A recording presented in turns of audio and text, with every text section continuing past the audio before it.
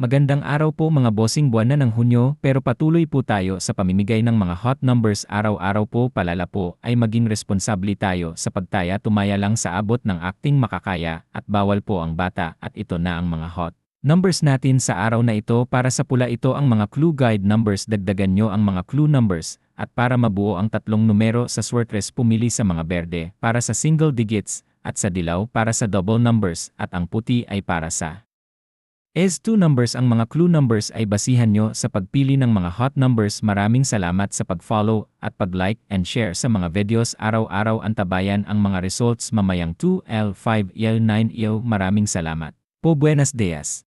Good luck po sa ating lahat.